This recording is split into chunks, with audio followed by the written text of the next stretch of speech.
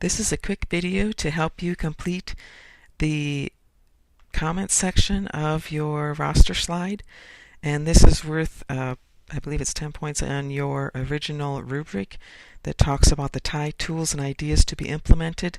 And the TIE again is Technology Integrated Experience. That's your lesson plan with technology that's counted for this 1-credit course. And what we're trying to get you to do here is to take a look around at different tools used in education that are readily available.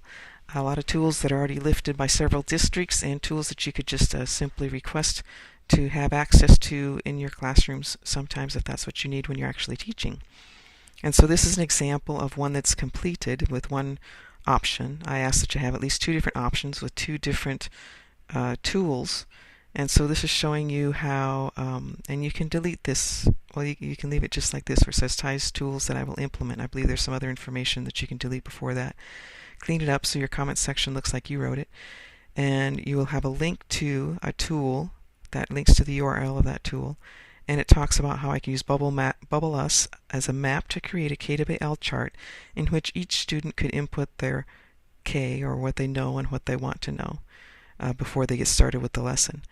And so we'll have 2 ideas like that. As you complete these ideas, you can come back and look at other people's ideas by just scrolling and clicking on their slide and reading their ideas.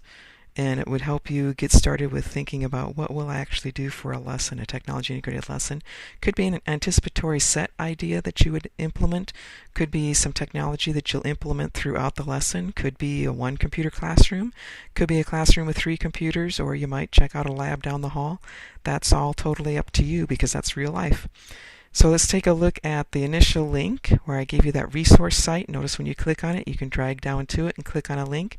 When you click on that link, you receive the Chambersburg Area School District. They had a good website that I liked because it showed a lot about digital Bloom's taxonomy that's been used in education for quite a while and still is going on, where we look at the Web 2 or social media tools and align them according to the digital Bloom's levels.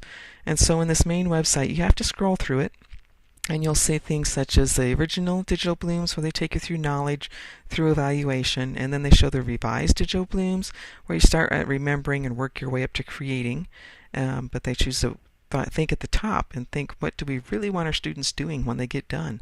And so for your TIE activity, I'm really asking you to think of analyzing through creating, maybe even applying, but try to think those higher level thinking skills areas. Don't be stuck down here in remembering and understanding.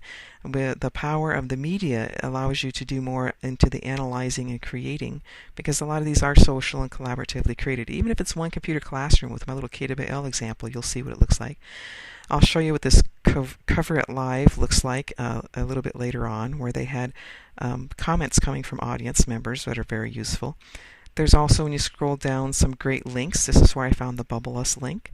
And so you'll want to click through here to see what some of these tools are. They give you power words of how to start off with a directive or a question prompt. So that would help you write a learning objective later on associated with this TIE activity. And so I want to take you through a little bit more about what this entire website looks like. When you scrolled through and you saw the Bloom's revised digital taxonomy, there was a worksheet for you to click on, and if you happen to click on that worksheet, oh, that's your 10 points of what's going on here. The wrong thing came up. This is just to show you that you do have in your intro syllabus quiz and your rubric the initial ideas for your TIE project shared via the links you discovered. That's what we're talking about right now. And so, see if I can find that worksheet. That when you click on it, it will be downloaded, and you can pop it open, and you will see that it has a demonstrated skills worksheet, and it shows the different levels of remembering, understanding the digital Blooms again, and it gives you some ideas of how to start these question prompts. So for example, analyzing, you could say sketches or uses pictures to analyze the problem, makes tables and diagrams, discusses options, considers multiple hypotheses, because that's where students could input different ideas.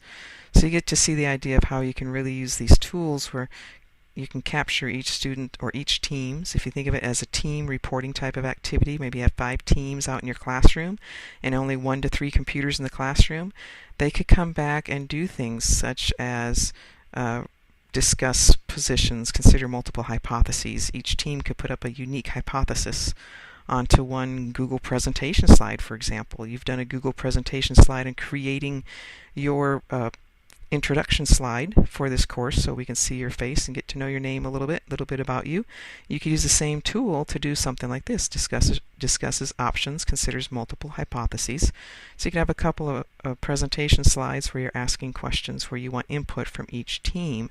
And so you would have a team runner or reporter who would run to the computer in the classroom, 1 to 3 computers, and input the team information that main question maybe in their KWL chart, or that main hypothesis that they've come up with in their small groups out into the classroom, and one person can come up and input that into the computer at the front of the room so the teacher can debrief later and say, here's the questions we have, here's the hypotheses we have. And so that's one example of how you could do, or a couple examples there, of how you could devise a lesson in your mind based off of some of these tools. And so that's a nice little worksheet to have. There's also, in that same website, remember that little video I told you about where they had some, the Convert It, I think they called it, where they or Cover It, they had a video in there that you click on, and when you do, you'll scroll down and you'll see that they give different ideas. And so in here we had Amy coming in and talking about a link, a wiki page, where there's a music tab with other sites similar to UJam. And so she had something going on with music in her classroom. And then Joanne comes in and says you can use Prezi and your smartboard, and she links you to a nice little webinar that I believe I still have going here that will walk you through what they're doing. You may not be able to hear that right now, but that's a video or a recorded webinar in progress. We have a couple of educators showing how they have used Prezi in the past. And then you had another link in there that showed this page, which is Web 2.0 Collaborative or Cool Tools, and that's a wiki page that has a lot of power in it because you can come down here and scroll around and find different resources.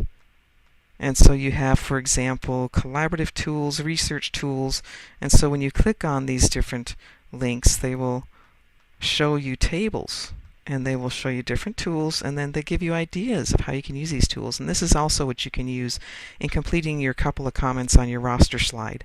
So in here they say you can upload files, edit anytime from anywhere, choose who can access your documents, and share collaborative online. So that was the example that I said where you could do a Google presentation and ask teams to report to the one station in the classroom their hypothesis on that upcoming science topic or whatever it's going to be. And so scroll through some of these different links and find out what some of these apps are about, and try to determine what would be best for you and some ideas to think about. How could I implement some of these tools that were being shown in the classroom with 1 to 3 computers or the lab down the hall? And so we'd like to see your ideas, and as you complete them, you'll link them. That's what I was going to show you yet. So you have something like Bubble Us. I went in here just to show, like, here's an example of how I could do a KWL over the topic of 3100 TIE ideas, for example. You're my students, so this is my little bubble map to show how I could do have the nodes of know and what I want to learn and what I learned, and have student teams input one idea per each. And so here I could show how Bubble Us could be used for KWL chart introductions. Students add a child node to each KWL child level, and so that could be a student team that does that. And so I'm just kind of modeling what, and I explored a little bit and then modeled, what I could do. So if you want to link up something like that you did, that's fine. Or if you want to just link us just straight to the Bubble Us, that's fine. You would highlight the URL and you would copy it. And also, just to show you your main question here for your activity for your whole 1 credit course is, how can I use social media or Web 2 tools in daily lesson plans across multiple subjects?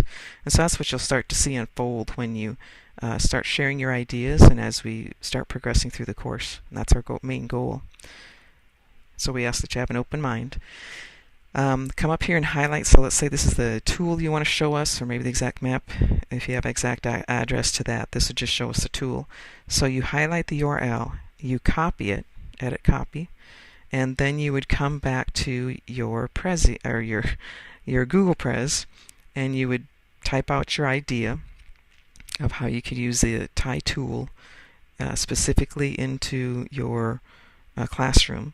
And then all I did was I selected a word or a phrase. I'll choose a different one here just for now.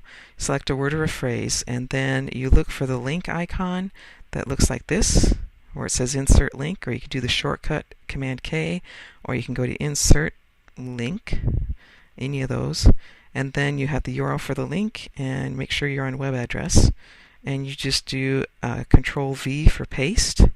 You say OK, and now it's linked up, right?